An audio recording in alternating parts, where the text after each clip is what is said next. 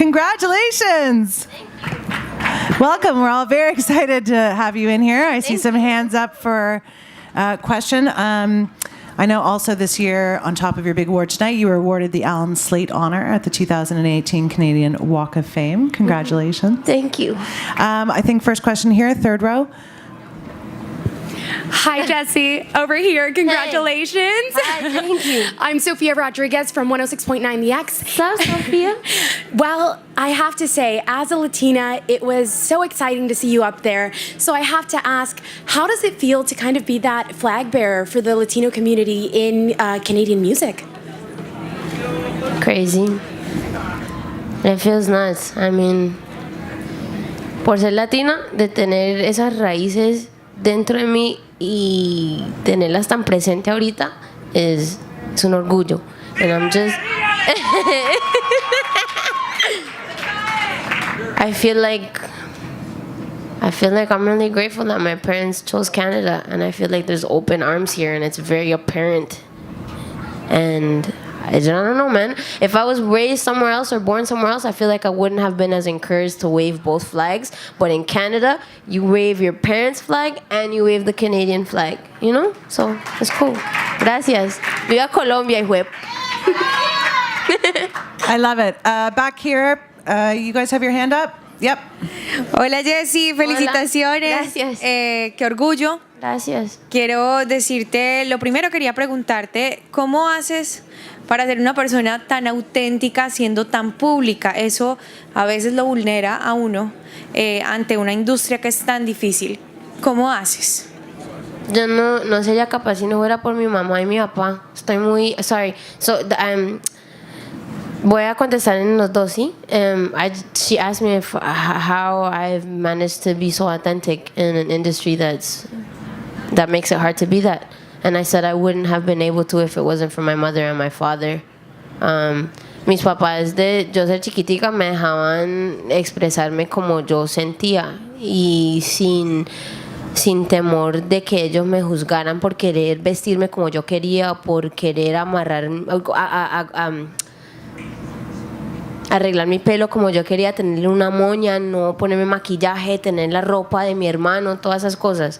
I'm saying that the reason why I feel so free to be authentic is because my mother and father allowed me to have an environment when I was younger to wear boys' clothes if I wanted, to not wear makeup if I wanted, to listen to whatever I wanted, but just as long as I was a good person and not being a dick and not lying and not just, you know, don't be a dick. You'll be all right. And I was like, all right, cool. And I was able to coast, man. I'm very grateful for them. I don't think I'd be speaking to you guys, any of you guys, if it wasn't for them. Por ellos.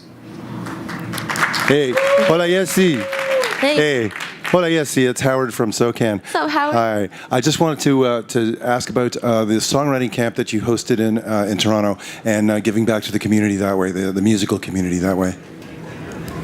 Thanks.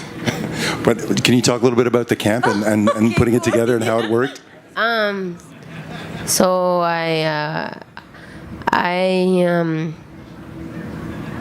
my driving factor behind why I'm in this is philanthropy. And this is crazy. It's all about my parents. My mother's worked a lot with children her whole life, and that's her drive, so that imprinted on me, and I want to make sure I start an orphanage before I die. I want to make sure I affect the lives of other kids before I die. And Remix Project, shout out Gavin Shepard, shout out Drex, changed my life. Hell yeah, man. So I just take lessons from that and try to put it forward, and I wanted to do something little. It wasn't big. It was just a 2-day thing, a 2-day workshop for kids. It was 1,300 submissions on Instagram, and it was just to pass on the knowledge that I've gained. I'm not a master, but I've learned from Calvin Harris. I've learned from Babyface, all those name droppings, because those are the legends that I feel like I've learned from.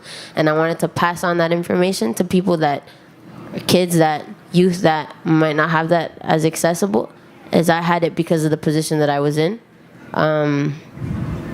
It was lit. It was doing what's been done to me, man. It was just paying it forward, and it's not bigger than it is, but it was legit just paying it forward.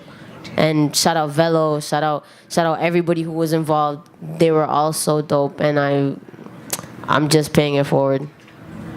I have one last question, front row here from David. Hey, Jessie. Hey, oh shit, shout out SoCan and Nando's, and who else helped sponsor that?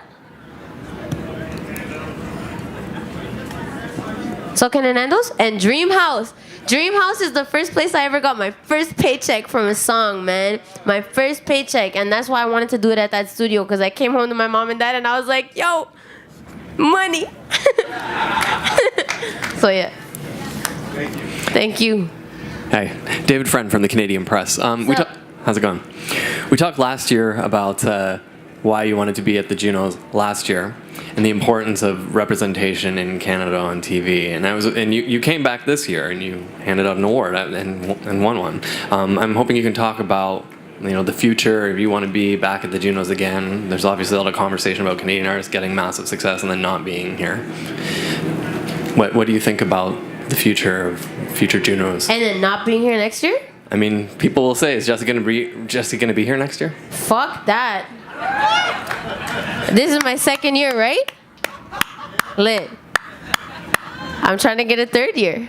Trying to get a fourth year, trying to get a 10th year. I'm focused on legacy, to be honest. Like I said, philanthropy is my driving factor. It's bigger than music, and I hope to see you guys in 10 years. I appreciate your listening ears. I appreciate you guys listening to my song, but it's bigger than music. So, God willing, on my mother, I'll see you in 10 years. Right on. Jessie, thank you so much. Thank you. Huge congratulations to you.